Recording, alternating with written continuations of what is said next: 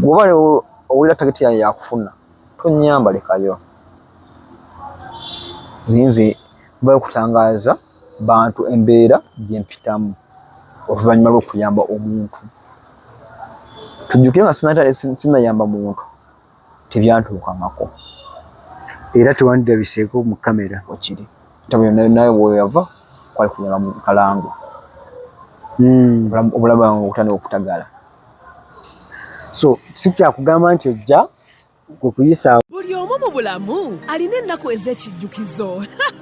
Kati nno Focus TV yange bazze okufuula ennaku zo ez'ebyafaayo. Bakwata vidiyo n'okkuba ebifaananyi ku mikolo gamba ng'okwanjula, embaga, graduations, okukyala. Bano nno tebakoma okwo. Aba Focus Group yange bakuguka mu kutimba, bakola keeki wamu ne juice omuwoomu. Nga kuno bagattako okukola graphics ne branding ow'ekitongole, kampuni oba bizinensi yo. Era basange ku kitebe kyabwe ekikulu e Kampala ku Jesco Plaza. Oba basange ku ofisi zaabwe awo ku Focus House mu Tuba ne ku ofisi zaabwe empya Kiboga mu Town Council ku 2nd Street okuliraana Smarton Hotel. Ebisingawo bakubire ku simu zaabwe 0757 133 162 oba 0789 020 gwali ku Facebook ne Instagram kebera Focus Group yange ate ku YouTube beba Focus TV yange. Okay, buterevu nkwaniriza nate ku Focus TV. Thank you so much.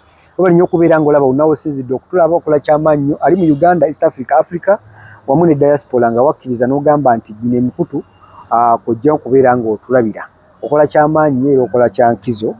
Nsaba omuntu yenna alina lipooti oba alina okwemulugunya kw'essole ze twakola osobola okuba ku simu eziri ku screen nyongera okulambulira. Nafunye ensonga yange oba nafunye obuzibu.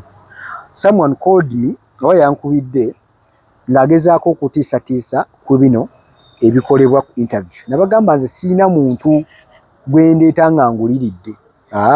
Abantu betukyaza ku Focus batuwa ebyo ebibatuukako oba bye balowooza ffe ne tubiteeka ku mukutu. So sirina kulinnyirira ddembe lya muntu, sirina na kintu kyonna kye nkola nga kiri against oba ndi musasule nedda. Kivulaba oli wankubira essimu ng'alina ensonga ye nze njanja ne ngirambika ku mikutu gino. So n'olunaku olwaleero mbakanyeeko ne dance oba oliawo omuvuzi wa booda eyavuga omugenzi kati Moses Kalisa Kalangwa, era nga tugenda kuwayamuko obulamu buli butya okuva lwe twakoma mufunira ku simu teyasobola kujja. N'olunaku olwaleero nfunye omukisa nti waali era agenda kuba akubuuzaako oluvannyuma tumbuuza ebibuuzo byaffe kuba okuva luli tetuddangamu kumulaba. Twakoma ali mu kuva Kayunga ye nga ali mu kusegulira kye yayita ekibambulira ekyamutuukako ng'ayagala kudda waabwe Kaliisizo alabe ng'ayiye obulamu bwe, alabe engeri gye bumuyambako n'okugenda mu maaso ng'omuntu yenna okulaakulanya obulamu bwe. Sebo nkwaniriza nsaba obuze ku balabi wadde gwe tebakulabye leero. Mukama mulungi. Baganda baffe Abaisiraamu bagamba assalamu alaikum bananyamba bagimmalirayo. Nze Dennis kansooke neebaze alabi ba Focus. Omwami yaŋŋambye sigenda mwatuukiriza mannya niwe nakuba omulango ogutakungula. Omwami oyo yankwasizaako ku ka transport okusobola okudda ewaffe mu kyalo n'obutala tunda bintu byange ebiri Kayunga Beirayisi. Mwami oyo weyajje ngenda kusaba Allah muddize okuba omusajja mu Isiraamu. Wa muno mwami oyo ala kalibu mitalo amayanja. Okay.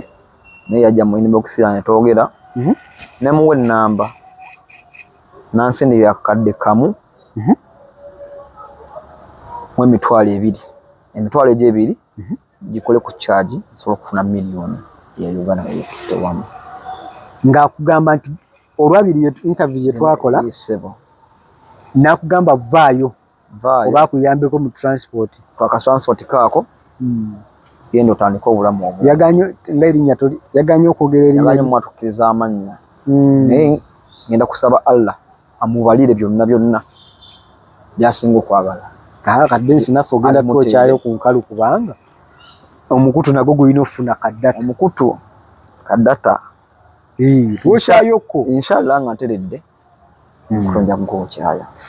Okay, we twasemba luli twasemba okuba omulanga ogutakungula ng'ogamba embeera etabuse ova mu kitundu ky'owangaliramu ogende gye bakuzaala. Tutandikirawo, how far is it? Ekyalo nangambibwa musajja yampa akasente kyamukisa mulungi onali ngenda akasente ako nakakozesa nempisaamuko kwemuka yantwalako emitwalo 7. Okay, nensigazaamu emitwalo 3. Natuukako munnaye nensoka ntutenkanya obulamu wenze nakafamire kange ngenda okubeera. Era nja kusaba kampite wano nkusabe ofuneyo olunaku ojja onkyalireko ko waffe tujje mu kyalo. Ojja kujjako mu kyalo kwolwo nja kulabikirako ne mu maaso ga kamera. Ojja kwewaayo abantu balabe bakulabeko then otulambuze n'ewaka projekiti biki byotunuulidde okutandika ekola eyo wammwe? Nawo nagamba nali musajja mulimi nokoli nempangalira eri ngenda mu kyalo nimisa ssente nimiro zange obudde buno zendimu n'ekyewuunyisa mu byonna bwe natuuka mu kyalo kapiki kange katereera. Byonna byenakulajaniranga bwe nalajaniranga kyange yatereera. Ebintu byali bigulumba mu nnyumba yange ekiro sikyabiwulira okuleka katononyerezi piki eyali buli kaseera ng'ogiteekamu sente ng'eddamu efa yateredde ne mu kugenda nagitika ku mmotoka ya bintu saagivuga. Bwe watuuseeyo ne bagikanika? Bagikanise. Ovuga kyere nakati era yiri wali eri enjiddeko njibuza okuva mu kyalo mpaka Kampala. Terina buzibu yagiye mbuyi mafuta. Kiki ekyali ekayunga? Simanyi. Era kayunga nze nimfa simulabidde mu bulamu bwange.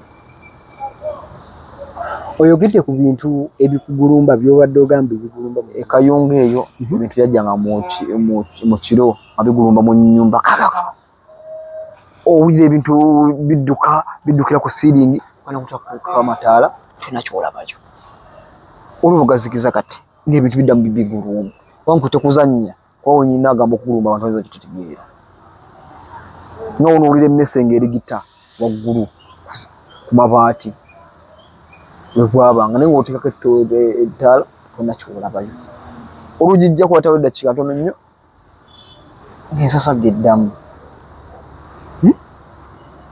Omusana kiro nga n'omugenzi nyini siri wa famire ye ninga omugenzi alina byandabikira alina byandowooza byesagenda kwogera ku kamera. Omuzimu gwa kalangwa nga gukula si muzimu byajjanga mu kirooto kuba ekirooto guba muzimu kuba n'omuntu omulamu asobola omulooto ninga omugenzi alina byandowooza byesagenda kwogera mu kamera nga bibi birungi bikutaasa era famire ye yeetereeze saawa yonna yandigwamu ekibambulira era ebintu bagirabye beetereeze saawa yonna bandigwamu ekibambulira nkomyawo byo byesijja byogera nnyo mu kamera. Nga ekyo kikutuuseeko nga ebirooto bikutuukako byalabikiramu birungi bibikwati walina abantu otaputa ekyonogane kino kya bulabe alina byeyandaganga simanyi yalanjogera ebintu bino alina ebintu byeyandaganga byebalina okukola abaana abo era bonafuna interview eno beetereeze beetambulireko otherwise yonna sawa yonna owakalangwa wandugwawo omulambo omulala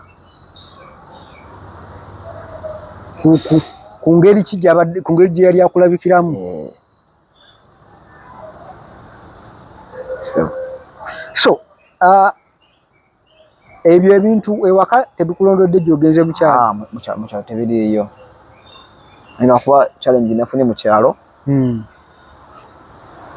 Abatuuze ngavo. Abatuuze ngavo. Engambo, ebigambo, uyo. Kampala yalema. Nkitegeera. Abadde ajja nga yeeraga abakayumba kabeeramu kati. Omwana w'abandi omutula oguyumba gwamutaddemu. Bali omukazi wawe bamufukuutirira ebigambo. Sokoleke akayumba kalabika bulala kagetemu. Ennyumba nga okugamba nabeeredde eyo nazimbayo akayumba ngateekamu maama. Kale maama ndizisula mugamba va mu nnyumba. Nziyaze mu nnyumba enkadde. Kiba kya bugunjufu n'otamujja ate wali n'okubolesa family. Nziyaze mu nnyumba enkadde. Kati bali mugamba nti ekibuga kyagaanyi ekutte mu mbinabina. Teri mu mbeera nnungi. Yakomu naye omukazi wange ayinza kuba mukazi mufumbi. Tannakifunamu nkenyera yonna. Sokoleke piki yateredde. Ki ekigaana okutandika okuzuuba? Okuluba nga omanyi ebya boda. Sobola ate eri kyalo kiringa Kampala. Kampala omuntu omusobola okubyanza. Naye ekyalo nokubawo n'akasiteegi. Obumanyi mbira yekyalo tusobola okulaba okuvuga ku buuti ogendo kituufu. Tolinga bye Kampala mujja ovuga omuntu omusaabaza akuyimirize. Neetaaga akasiteegi. Neetaaga akasiteegi. Abakera nenkerako mu nnimiro. Makya saawa emu n'oyingira ennimiro. Maalima ne nnongoosa ku bintu. Sanga 7. Ngenda ku stage nga nnoonyayokko amata g'abaana n'omugaati.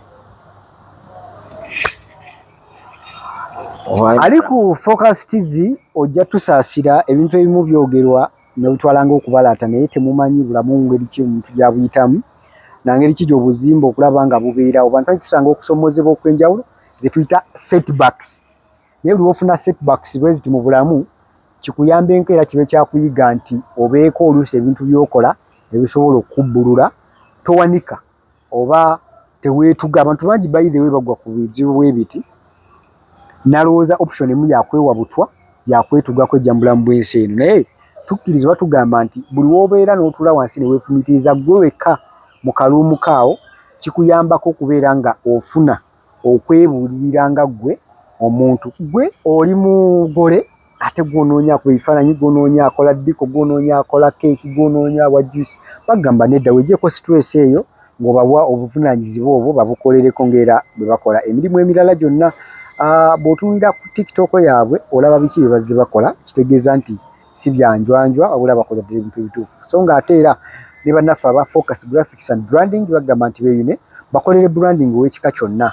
Alina bizinesi yo nga weetaaga okubrandingira okuva ku business card, stickers, banners, billboards ezennene ezigaggadde wamu ne baana ezibeera ku bizinesi, signpost byonna banoonyeko babe nga babikolerako. Alina Moneyland business oba Moneyland business nga wandyetaaza okulera ng'ofuna obutabo obwa passbooks, oyagala bitabo nga installment book, cash books byonna bagezeeko babe nga babikolerako. Aba Focus Graphics and Branding baba bakukolerako. Bicycle Kick bagamba nti beeyune bakuddizeewo amakaago bakutereeza ekisenge kyo oba olyawo ng'ofuna eddagala eri habo oba erya habo eryakutegekebwa oba eryo eryakuguka eryakolebwa abakugu abamanyi ekyokukola era eriyambye abantu ab'enjawulo. Nze Ade tukyali ne Dennis okulaba nga tukinga mu nsonga ze wawaali na biki byatuuseeko. Essaawa zino ogambye okuŋoola oba kuyisaamu amaaso biki okikoze otya okubeera ng'okyabigumidde ebyo n'okusigala ng'otambula nabo? Kwefula mu ssero. Kwanze namanya obulamu bwawe bwafunamu ka setback nenzikiriza. So gwe okwefuula nga oli akugamba ekigambo n'ofuula atakiraba. kikuyambeko kuddusa okutambuza mu maaso. Ne wale yange weeri wonna yonna mukazi wange munnange simanyi oba yanasobola obitumiikiriza okugumira embeera nga bweri. Amanya abannange balinga baana abato munnange Nkitegeera. ayinza okusobola n'agumiikiriza nekisukka Ekimuyitirako n'agamba ekijja kijje katuveeyo eno. era ndi mu kukola bukubirire Katonda oba nsobosezza at least ngiye nveeyo mu kyalo nkomewo e Kampala njiye obulamu. Ebirala nyinza okubirizinga naye ate lwaki abantu tulowooza nti Kampala ye walina okukolebwa emirimu oba ye walina okubeera abantu? Oyo ku kyalo tolinaalabayo abavubuka bali successful abalina bye bakoze nga bali mu kyalo? kiyinza okusoboka kufuna obalabayo naye era mwami abali plan kid ab'e Kampala naye omuntu asobola okuba mu kyalo nga ali plan kid atya nga taata we yaleka yika z'ettaka neziba 3 ye mwana aba plan kid watadambira ekisikwesiweza kutunda ttaka eryo nakeera n'alisimba emmwanyi emyaka mitono nnyo obulamu bwe busobola okukyuka naye nze tuli ku kibanja sobola kitana kibeesingirako nga ne mukadde kwalimu akamere kajja akawogo akalabirira bato bange newankubadde nteekamu ka support akamuti akatenitini ate nange sigenda kuddawo ate tanikubeera ku kabanja ako nfuuka ate omugugu eri maama wange. Bwe tudda ku biri bye walekayo eri bundiyo eri ki oba what is your target? Kiki ky'otunuulidde okukola ku byo? Kayunga njagala kutunda njagala kutunda akasente ako oba nkafunye kafunemu ekifo ekirala naye nga si kye Kayunga. si Kayunga eyinza kuno nyinza okudda kukuweredde waffe nga mu mpigi omwo oba okudda eri osimbeeyo amakanda. Abantu bonna abadde bagobera story yeeno oba okuva gye twatandikira ku episode eyasooka balina ekintu kye beemulugunyaamu bagamba nti gwe mu kuyamba ku motive yali yakuyamba kufuna nga interview ezisinga zeetoolodde ku kufuna. Omuntu oyo oyinza muddamu ki? Buli muntu n'endowooza ye buli muntu n'endowooza ye bwe kirowooza ndowooleza mu byakufuna sikujjako ntegeeraayo naye nze okwekubira omulanga olw'embeera gye mpitamu oyina awulira nga kimukwatako n'annyamba mba nsaayira Mukama Katonda amugezeewo. Bw'oba owulira tageti yange yakufuna tonnyamba lekayo. Nze mbayo kutangaaza bantu embeera gye mpitamu oluvannyuma lw'okuyamba omuntu. Tujjukire nga sinayamba muntu tebyantuukangako era tewandabiseeko mu kamera okiri ntabyo naye bweyava kwali kuyamba mu kalango obulamu bwange okutandika okutagala. So si kyakugamba nti ojja kukuyisaawo bibyo. Wafunako omukisa oguddamu okulondoola ku bantu betugamba ebikonge byeyo? Saagufunako era sigwagala era sigwetaaga. Ati ye Kayunga namutadde era Katonda kalinnyamba kima nankubira naleka kwasiza ebintu byange omufunya abato wa ssente kigambo Kayunga singa kisoboka nakidiriitize ne mu bwongo bwange. Olina ekyogerako obwogezi kiki? Kinkuba enkiko y'amaanyi. Tokyagala dduuliza. mwafuna babiri ebintu oba mwali babiri mu kuyamba wafunako ko ku chance ewuliza ku munno gwe mwali naye kyali ebikutuukako bimutuukako ye mwana we Kayunga njukire mu nsi muno abantu libanjawulo omuntu ogwange gwesi gwali mukalu gwesi mukalu omuntu omukalu kiki otegeeza nga tebuli magezi omuntu omukalu kiringa okugamba omuntu oba kigambo kibaita okuganga okiwulira okweganga oba nga bamuganga mu basawo b'ekinnansi omuntu oyo bw'atyo kunoobako kyomusindikira kijja kyegine kimutomera ekikwata amakubo amalala so kyekyamuyambako okubeera nga ye tayisibwanga wendowooza si weŋŋambi wendowooza kwanza omuntu ogwaye bali mukalu nogenzako kugezaako kugenda mu masabo bagenzeemu lwabino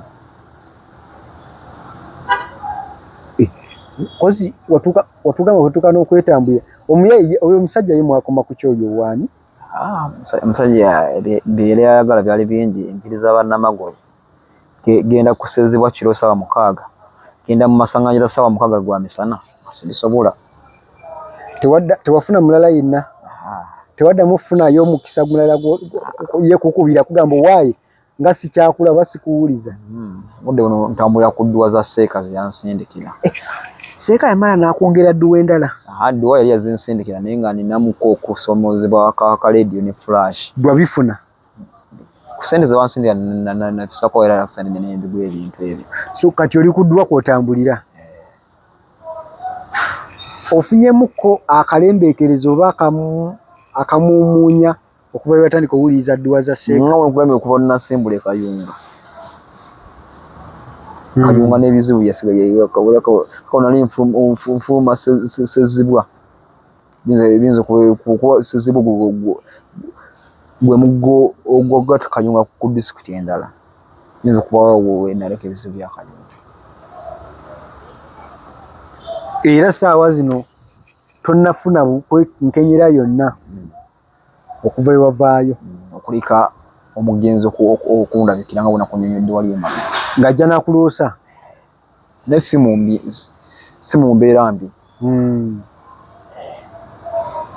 kale producer jatuulira eddakiika ziri mmeka awo tubeere nga naffe tuwumba story eno ey'emukulu Dennis owa boda boda abo bonna abataalaba story ya boda eno gye yatandikira y'omukulu yayamba oba oli awo ku mugenzi bwe yali yakafuna akabeege bingi ebyogeddwa era bingi ebitambudde mu mawulire ag'enjawulo naye nasalawo munoonyaako okulaba nga naye atuwa ku sayidi ye naki kyamanyi era kiki ekyatuukawo na lwaki tuli wano olunaku olwaleero kwe kulaba nga tukola follow up ku ebyo ebigenda maaso mu bulamu bwe agamba nti gwe wenna ayinza okubeera nga okitwala nti kyakubalaata oyinza okuba tofuna nga kizibu kikugwako nga kiri spiritually ng'oba kya mwoyo so ebintu byonna byonna ebibaddewo mu bulamu bwe agezaako okubikompeyalinga we byali before nakati oluvannyuma lw'okubeera nga kino kyaliwo era obulamu bwe butambula butya okuleka nga maybe tulina akatalekeka n'ebibuuzo byange bimbadde njagala ndowooza mbikubuuzizza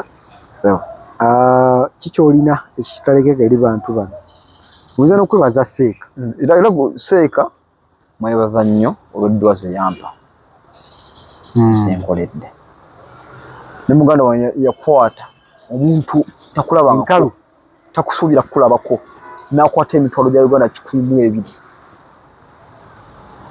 akadde kamu emitwalo 2